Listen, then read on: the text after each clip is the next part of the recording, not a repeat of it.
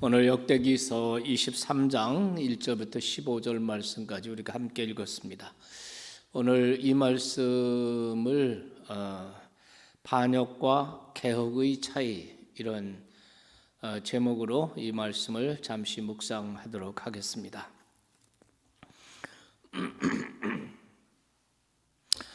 우리가 역대기서와 열왕기서를 우리가 잘 그 공통점 또 차이점 이런 것을 잘 구분할 수 있다면 정말 우리가 역대기서를 읽을 때 더 많은 은혜가 되리라고 생각을 합니다. 이스라엘 남왕국, 유다 왕국, 그 다음에 분열 시대, 그 다음에 북왕국이 망하고 또 남왕국이 망해서 바벨론 포로로 끌려가는 이런 역사,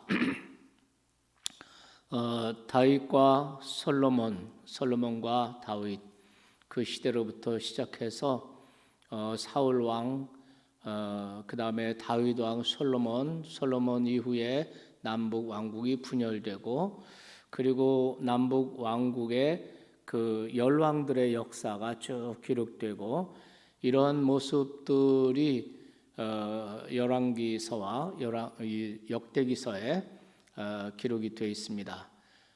열왕기서는 사무엘서의 연속이다 이렇게 볼 수가 있습니다. 그런데 열왕기서와 역대기서의 차이점은 어디서부터 시작하느냐 하면은 무엇보다도 그 역사를 기록한 거의 비슷한 역사이지만 그러나 언제 그 역사를 기록했느냐에 따라서 굉장히 많이 달라집니다. 우리가 열왕기서는 주전 560년경에 기록을 했습니다. 그것은 남왕국이 멸망하고 포로로 끌려가기 직전에 기록을 했습니다. 그러니까 포로기 때 그 초기에 기록한 것이다 이렇게 볼 수가 있고, 역대기는 포로 생활이 끝나고 이스라엘 백성, 유다 백성들이 예루살렘에 귀환한 후에 주전 400년경에 기록이 됐습니다. 그래서 열왕기 상하를 보면은 이스라엘 유다 백성들이 왜 망했는지, 왜 유다가 멸망했는지, 그 우상 숭배와 그들의 죄악을 열왕의 역사를 기록하면서 그런 부분을 아주 신랄하게 지적을 하고 있습니다. 그러니까 죄 때문에 하나님을 거역하고 우상 숭배하고 이런 죄를 범한 이런 것 때문에 결국 유다가 바벨론에 의해서 멸망하고 북왕국 이스라엘이 아수르에서 멸망한 것이다 하는 것을 기록을 하고 있습니다. 그래서 열왕기서에는 마치 주제가 하나님의 심판 이렇게 볼 수가 있고, 또 선지자적인 관점에서 이스라엘의 역사를 기록하고 있는 것을 우리가 볼 수가 있습니다. 그런데 거의 같은 기간의 역사를 이스라엘 백성이 포로 생활을 마치고 예루살렘으로 귀환한 후에 그 귀환한 백성들에게 역대기서의 기자는 다시금 이스라엘 역사를 기록해서 그들에게 들려주는 것을 볼 수 있습니다. 이스라엘 백성들의 그 포로 이후에 귀한 백성들에게 주신 말씀이기 때문에 그 말씀의 관점은 열왕기서가 선지자적인 이러한 관점으로 기록을 했다면, 역대기서는 제사장적인 관점에서 기록을 했어요. 그렇기 때문에 여기에는 회복, 치유, 소망 이런 관점과 이런 주제를 다루고 있습니다. 열왕기서는 선지자적인 관점에서 기록하기 때문에 이스라엘의 왕들의 죄악을 낱낱이 고발하고 그리고 그들에 대한 심판이 예고되고, 그래서 왜 유다가 멸망하게 됐느냐, 그거는 죄 때문이다 라고 이야기를 하고 있는 것이고요. 역대기서는 이스라엘 백성이 포로 기간을 다 마치고 하나님의 은혜로 예루살렘에 돌아와서 성전을 건축해야 되고 이스라엘 다시 회복해야 되는 이러한 상황이기 때문에 그것을 격려하기 위해서 이스라엘 역사를 다시 선지적인 관점으로, 다시 회복과 소망의 관점으로, 그리고 사실은 이스라엘 백성들이 망하기 전에 그 숫자나 솔로몬 성전의 영광이나 이것에 비하면 포로 귀환한 백성들은 정말 숫자적으로도 소수였고 가진 것도 없었고, 그리고 땅은 예루살렘 성도 무너지고 성전도 회파되고 정말 그 환경은 말할 수 없이 척박하고, 또 성읍도 성전도 없었기 때문에 정말 모든 주변 국들로부터 그 위험 가운데 그대로 노출되어 있고, 이런 상황에서 그들이 성전을 다시 회복하고 예루살렘 성을 다시 건축하고 이러한 일들을 쭉 진행하는 이런 일들 속에서 다윗의 그 혈통, 유다의 정통성, 그것을 다시 연속한다는 이러한 메시지를 강력하게 주고 있는 것을 볼 수가 있습니다. 그래서 역대기서에서는 솔로몬과 다윗 왕의 역사가 굉장히 많이 기록이 됐고, 또 유다 역사를 중심으로 기록을 했고, 그 다음에 성전의 건축 역사, 솔로몬과 다윗이 성전을 건축한 역사를 많이 기록하고, 이렇게 함으로써 그 회복된 귀환한 이스라엘 백성들이 하나님께서 세우신 언약하신 다윗의 그 왕가의 혈통, 그리고 그 정통성을 이어받은, 규모는 작고 환경은 척박하지만 그러나 이 유다 귀환민들이 결국은 그루터기였고, 그리고 역사의 정통성을 이어가는 하나님의 언약의 백성들이다 하는 이런 그들의 정체성, 그들의 정통성을 강조하기 위해서 역대기서가 기록된 것을 우리가 볼 수가 있습니다.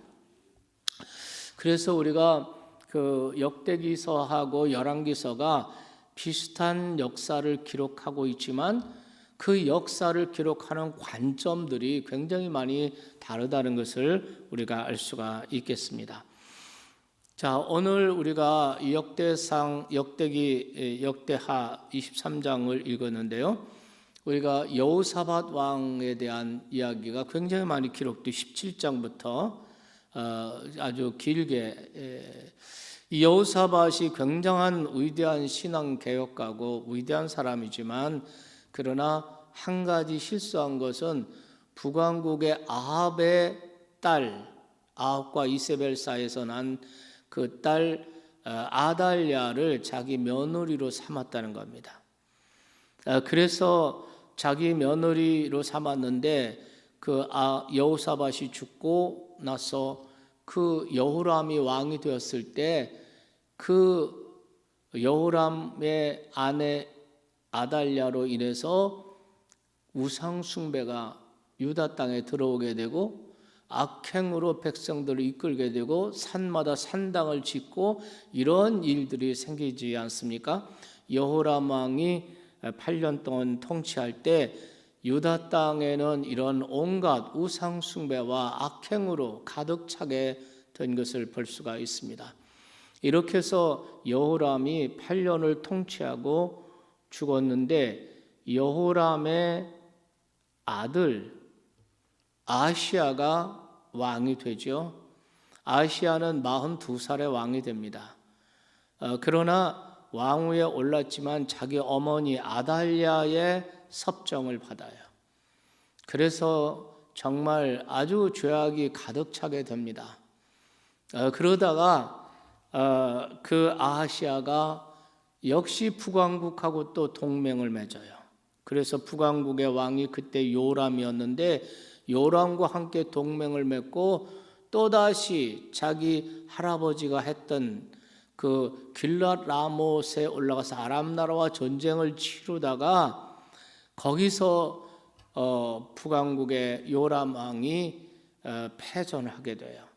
그리고 이스라엘이라는 부상을 입고 이스라엘이라고 하는 곳으로 피신해서 요양을 하고 있다가 거기서 예후의 반란 때문에 결국은 북왕국 요람 왕도 죽었고 아하시아는 그곳에 병문안을 갔다가 예후의 반란 때문에 엉겹결에 북왕국 사마리아로 숨어 들어갑니다. 그러나 거기서 결국은 아하시아 왕이 죽어요. 남왕국의 아하시아 왕이 죽고 나니까 그 뒤에서 섭정을 했던 이세벨과 아합의 딸이죠. 이 아달랴, 어머니 아달랴가 정권을 잡기 위해서 아하시아의 씨 다윗의 자손의 혈통을, 왕족의 혈통을 모조리 다 진멸해 버립니다. 그래서 정말 하나님의 구속사의 역사로 보면은 다윗의 혈통 가운데 하나님께서 메시아를 주셔야 되는데 이 아달랴의 아합의 딸인 이 아달랴로 인해서 그 다윗의 혈통이 완전히 진멸되고 구속의 역사가 끊어질 수밖에 없는 이런 상황 가운데 빠지게 됩니다. 이 아달랴로 인해서 남왕국 유다의 역사가 정말 위기에 처하게 된 것을 우리가 볼 수가 있습니다. 이렇게 위기에 처해 있을 때 모든 그 다윗의 혈통을 왕될 만한 모든 씨를 다 말리는 이런 살해극이 일어날 때, 그럴 때 하나님의 놀라운 섭리, 언약을 하나님이 어떻게 지켜내시는지를 볼 수가 있습니다.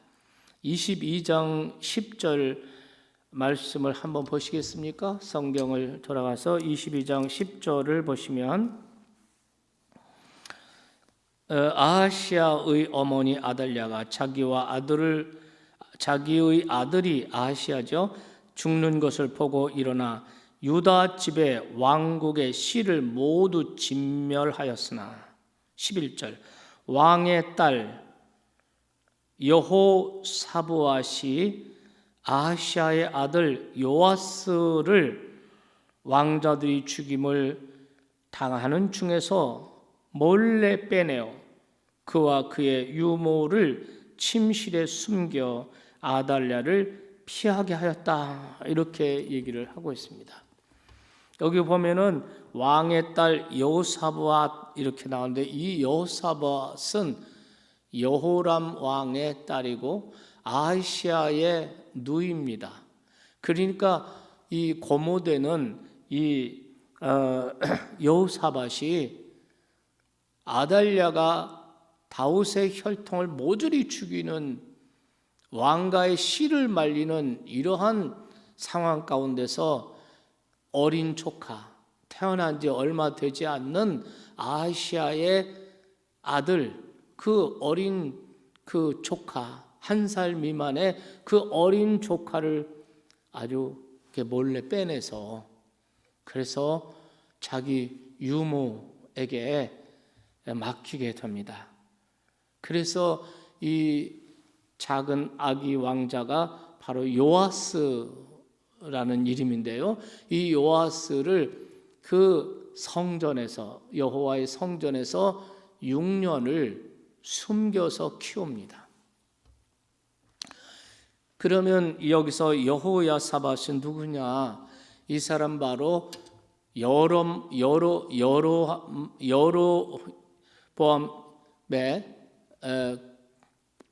여호람의 딸이고 아하시아의 누이예요.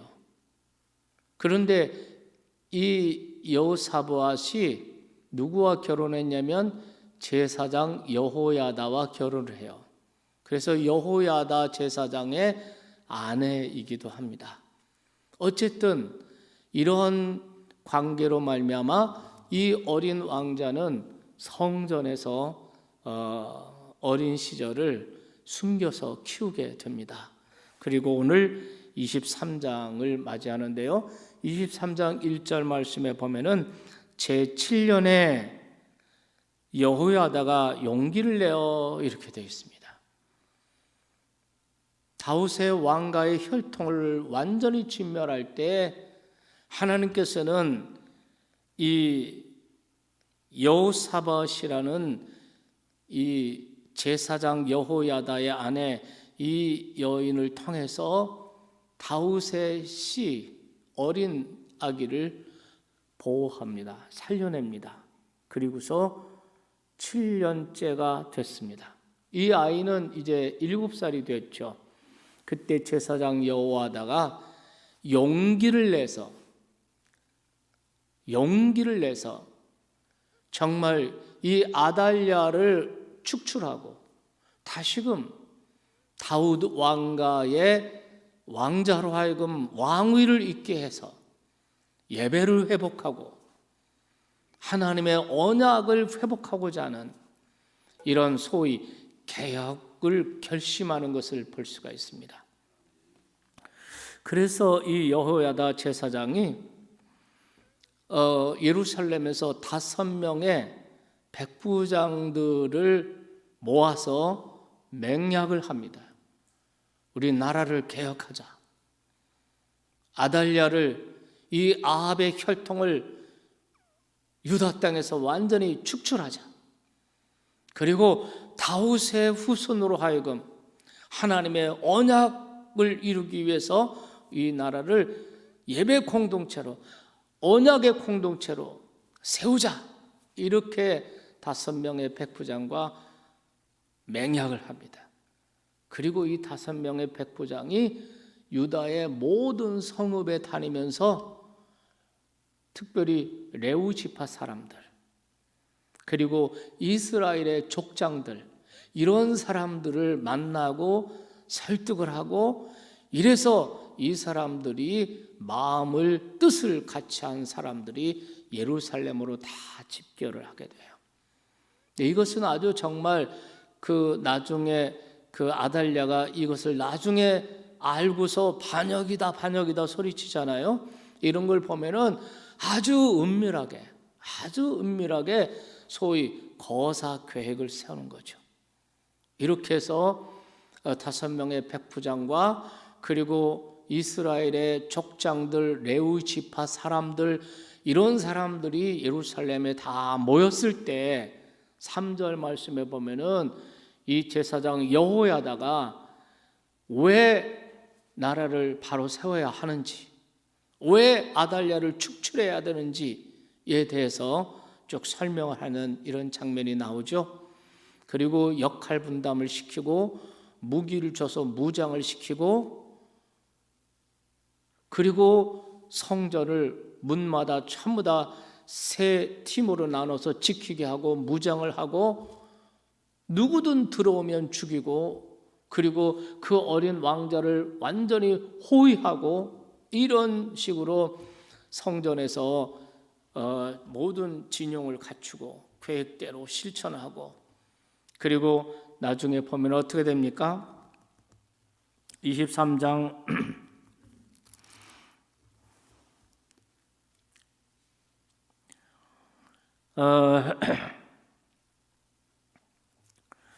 우리가 8절 말씀을 볼까요? 8절이 아니라 11절 말씀을 보시면 우리 다 같이 한번 읽어볼까요? 무리가 왕자를 인도하여 내어 면류관을 씌우며 율법책을 주고 세워 왕으로 삼을세. 여호야다와 그의 아들들이 그에게 기름을 붓고 이르기를 왕이여 만세수를 누리소서 하니라. 그 사람들이 그 성전에서 어린 왕자 그 성전에서 몰래 키우던 그 어린 왕자를 이끌어내서 그에게 기름을 붓고 율법책을 주고 그리고 면류관을 씌우고 왕의 즉위식을 하는 거예요. 이 어린 왕자가 바로 요아스고 이때 나이가 7살이었습니다. 7살의 어린 아이지만 그러나 여호야다와 이스라엘 백성들의 적극적인 지주로 드디어 다윗의 왕과 그 언약의 그 혈통을 다시 세우는 것을 볼 수가 있습니다. 그리고 이스라엘 백성들이 성전 안에서 왕을 칭송하고 또 그 승리했다고 막 이렇게 하는데 아달랴가 그때 그 소식을 듣고 성전으로 달려와 보니까 뭐 난리 났죠. 그러니까 뭐라 그럽니까? 이 반역이다, 반역이다 막 그럽니다. 그럴 때 여호야다가 백부장들을 향해서 명령합니다. 저 아달랴를 내쫓아라. 그리고 성전 안에서 죽이지 말고 성전 밖으로 이끌어내서 거기서 죽여라. 아달랴는 결국 성전에서 축출되고 성문 밖에서 살해를 당합니다. 이래서 남한국 유다의 아합의 혈통, 아합 가문의 사람들이 완전히 축출되고 다시 다윗의 가문, 다윗의 왕국을 견고하게 세우는 이런 역사를 볼 수가 있습니다. 오늘 여기서 우리가 몇 가지 은혜를 받고자 하는 것이 있습니다. 첫째는 1절 말씀에 보면은 제7년에 여호야다가 용기를 내어라고 하는 것입니다. 용기. 여러분, 이스라엘 그 남왕국의 이 아달랴의 세력을 축출해내는 거, 이거는 말하자면 거사고 하나의 혁명이라고 할 수 있습니다. 목숨을 거는 겁니다. 근데 왜 이런 혁명을 해야만 하나? 하나님의 언약을 세우기 위해서, 성전을 다시 회복하고 이 땅에서 우상을 다 몰아내고 그리고 정말 하나님의 뜻을 이루기 위해서 예배 공동체로서 하나님을 경외하는 여호와 예배 공동체, 여호와 성전 공동체, 언약 공동체로 정체성을 확실하게 세우기 위해서 용기를 냈다 하는 것이죠.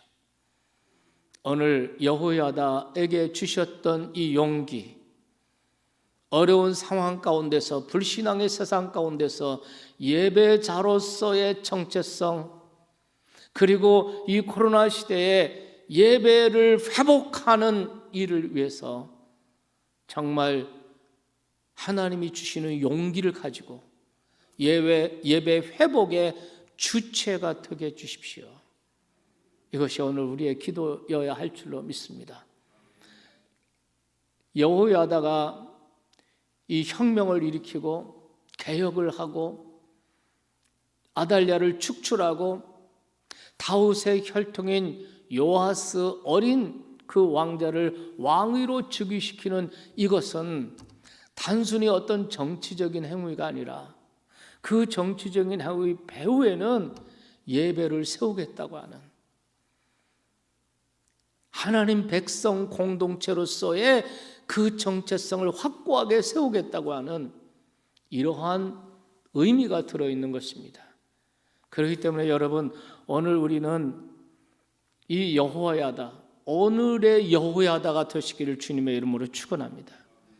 성령께서 주시는 용기로서, 하나님이 주시는 담대함으로써 그 능력을 가지고 예배 회복의 주체가 되게 해주십시오. 이런 기도가 오늘의 기도가 되시기를 주님의 이름으로 축원합니다. 두 번째 생각해 볼 것은 13절 말씀에 보면은 아달랴가 그의 옷을 찢으며 외치되 반역이로다 반역이로다 이렇게 말하는 것을 볼 수 있습니다. 아달랴가 이 모습을 성전에서 목격하고 반역이라고 외치고 있는 모습을 볼 수가 있습니다. 네, 그럼 여기서 오늘 묵상할 주제인데요. 개혁은 뭐고 반역은 뭐냐? 반역과 개혁의 차이가 무엇일까? 여기서 아달랴는 반역이라고 외치는데 반역은 뭐고 개혁은 뭔가? 누가 반역자고 누가 개혁자인가 하는 것입니다. 여러분, 개혁이라는 것은 다른 것이 아니라 정말 예배를 회복하고, 믿습니까?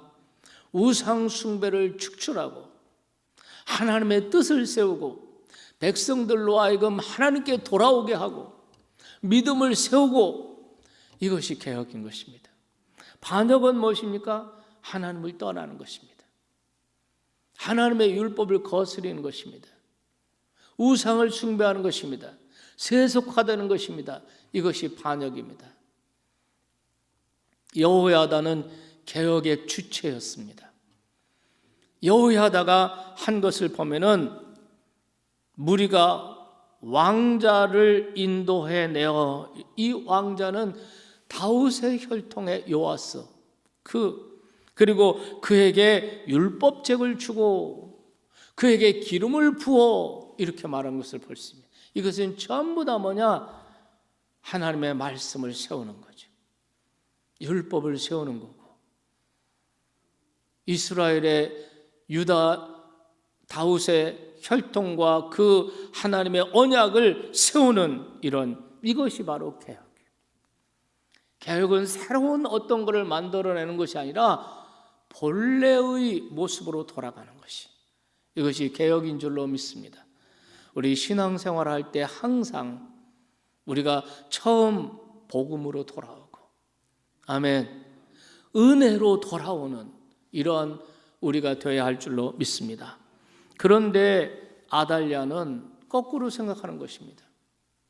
그게 반역이라는 것입니다. 자기 중심적으로 정말 얼마나 생각이 잘못돼, 자기는 바르게 하는 것이고 지금 여호야다가 백성들이 반역하는 거로 보는 것입니다. 자기 중심으로 생각하고 있는 이런 모습을 볼 수 있습니다. 우리는 언제나 우리 스스로도 아달랴처럼 자기 중심의 기준을 가지고 생각하고 판단하고 행동하기 너무나도 쉽습니다. 우리는 하나님의 말씀을 중심으로, 그 말씀을 기준으로, 아멘, 생각하고 판단하고 행동하는 하나님의 사람들이 다 되시기를 주님의 이름으로 축원합니다.